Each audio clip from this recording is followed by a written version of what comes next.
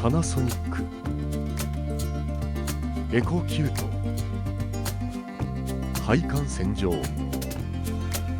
自分でする手順。パナソニックエコキュートのメンテナンス頻度は